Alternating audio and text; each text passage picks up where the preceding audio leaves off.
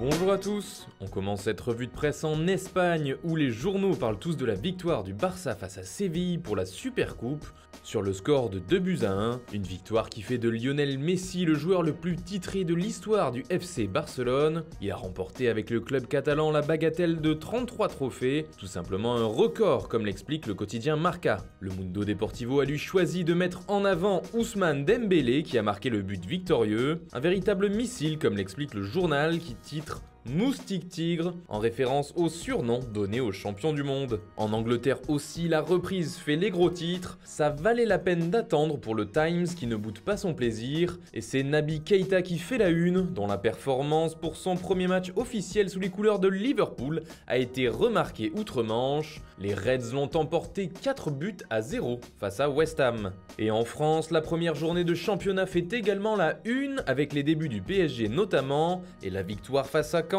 3-0 hier soir. Le pari de la jeunesse titre l'équipe. En effet, les Parisiens ont présenté une équipe très rajeunie. Avec les nombreux titulaires absents, 7 joueurs venant du centre de formation du PSG ont participé à la rencontre. Une révolution qui ne devrait cependant pas durer très longtemps, puisqu'il manquait notamment Verratti, Cavani, Mbappé ou encore Meunier et Kurzawa. Du côté de l'Italie, la folie Cristiano Ronaldo à la Juve s'empare de tout le pays. Lui aussi a joué son premier match avec le club de la vieille dame et n'a pas attendu longtemps pour faire trembler les filets. À peine 8 minutes de jeu pour trouver le chemin du but face à l'équipe B de la Juventus. Cristi Amo titre la Gazzetta dello Sport qui ne s'en remet pas. D'ailleurs, le coup de sifflet final de la rencontre a été donné dès la 72e minute à cause de l'envahissement du terrain. Preuve une nouvelle fois de l'engouement autour de la venue du quintuple Ballon d'Or à Turin. C'était tout simplement Ronaldissimo pour le quotidien italien Tuttosport. Toujours en Italie, le Corriere dello Sport fait aussi sa une sur CR7,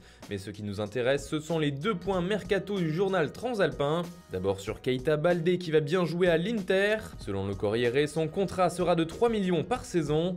Et l'ancien monégasque devrait rapidement jouer avec son nouveau club, puisqu'il pourrait être convoqué pour la première journée et la rencontre contre Sassuolo. Le journal italien parle aussi de l'arrivée de Timoteo Bakayoko à l'AC Milan.